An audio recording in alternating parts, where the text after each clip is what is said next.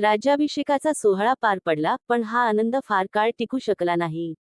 राज्याभिषेकानंतर अवघ्या 12 दिवसांनी मासाहेब मृत्यू पावल्या. शिवरायांचा मोठा आधार गेला. स्वराज्यातील सर्व प्रजेचा आधार शिवराय होते, परंतु शिवरायांचा आधार मासाहेब होत्या. त्या त्यांच्या जीवनातील खऱ्या मार्गदर्शक आणि गुरु होत्या. आईच्या मृत्यूमुळे त्यांना अतिशय दुःख झाले, परंतु दुःख करत बसणे त्यांना शक्य नव्हते. त्यांना स्वराज्याचा गाडा हाकायचा होता. शिवरायांनी कर्नाटक प्रांतावर स्वारी करण्याचा निश्चय केला.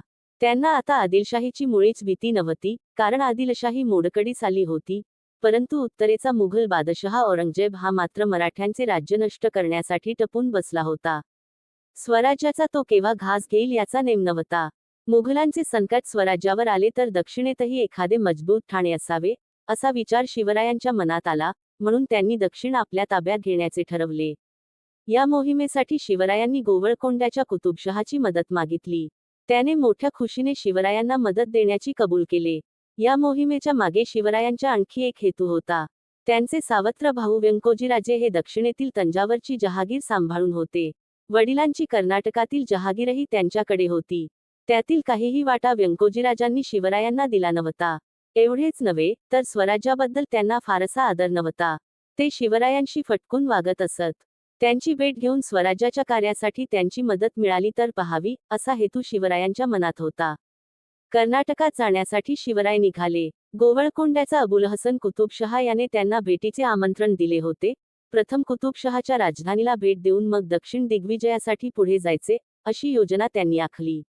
गोवळकोंडा हीच कुतुबशहाची राजधानी होती. कुतुबशहाने महाराजांच्या स्वागतासाठी मोठी तयारी केली. भेटीसाठी खास तंबू उभारला. शिवराय राजधानीत येऊन दाखल झाले. त्यांचे दर्शन घेण्यासाठी रस्तोरस्ती लोक दुतर्फा उभे होते. त्यांच्या पराक्रमाच्या बातम्या देशात चहूकडे पसरल्या होत्या. अफजलखानाचा वध, शास्तेखानाची फटफजिती आणि आग्राहून सुटका या रोमहर्षक प्रसंगांची हकीकत देशभर पसरली होती. त्यामुळे तेथे महाराजांचे प्रचंड स्वागत झाले. घराघरातून लोक महाराजांवर फुलांचा वर्षाव करत होते. लोकांचे स्वागत स्वीकारून महाराज कुतुबशहाच्या दरबारात आले. कुतुबशहा त्यांना सामोरा गेला. खास तयार केलेल्या बरोबरीच्या सिंहासनावर त्याने महाराजांना बसवले. त्याने महाराजांच्या सत्कारात कशाची कमतरता राहू दिली नाही. स्वागत सत्कार स्वीकारल्यावर शिवराय कर्नाटकाच्या मोहिमेवर निघाले. शिवराय पूर्व किनाऱ्यावर आले. चेन्नईच्या दक्षिणेस जिंजीचा किल्ला आहे. हा रायगडाप्रमाणेच प्रचंड आणि मजबूत होता. त्याला वेढा घालून महाराजांनी तो किल्ला जिंकला. दक्षिणेत स्वराज्याचे एक मजबूत ठाणे तयार झाले. नंतर त्यांनी वेलूरच्या किल्ल्याला वेढा दिला. कित्येक महिने वेढा देऊनही किल्ला ताब्यात येईना. तेव्हा वेलूरजवळच्या डोंगरावरून शिवरायांनी त्या किल्ल्यावर तोफांचा मारा केला आणि किल्ला सर केला. त्यांनी कर्नाटकात 19 लक्ष उत्पन्नाचा प्रदेश आणि कित्येक छोटे मोठे किल्ले जिंकले. महाराजांनी आपले सावत्र भाऊ व्यंकोजीराजे यांना भेटीसाठी बोलावले.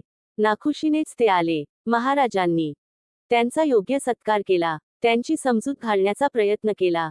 स्वराज्याच्या कार्यात व्यंकोजीराजांनी सहकार्य करावे, अशी त्यांनी त्यांना गळ घातली.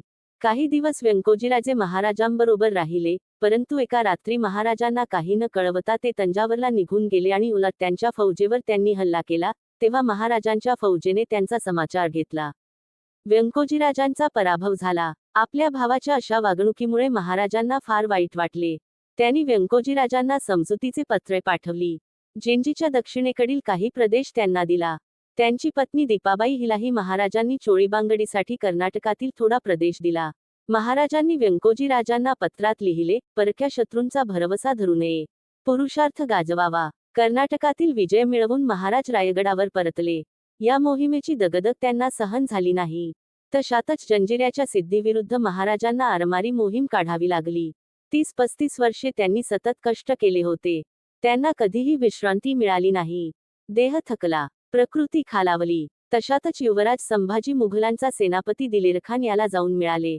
महाराजांना फार दुःख झाले. त्यांना मोठा धक्का बसला. तथापि पश्चाताप पावून संभाजीराजे परत स्वराज्यात आले. शिवरायांनी त्यांची समजूत काढली. यावेळी महाराजांचे वय 50 वर्षाचे होते. आपल्या हयातीत महाराजांनी केवढ्या घडामोडी केल्या. जबरदस्त शत्रूंना नमवून महाराजांनी हिंदवी स्वराज्य निर्माण केले. अखिल भारतात महाराजांच्या कार्याला तोड नव्हती. तारीख 3 एप्रिल 1680. दुपारचे 12 वाजले. सर्वांना दुःखसागरात लोटून शिवरायांनी जगाचा कायमचा निरोप घेतला. रयतेचा वाली गेला. शिवरायांच्या कार्याची सांगता थोडक्यात करण्यासारखी नाहीच आहे, पण मी ते करण्याचा इथे प्रयत्न केला. व्हिडिओ आवडला असेल तर लाईक आणि चॅनलला सबस्क्राईब नक्की करा. जय भवानी, जय शिवाजी.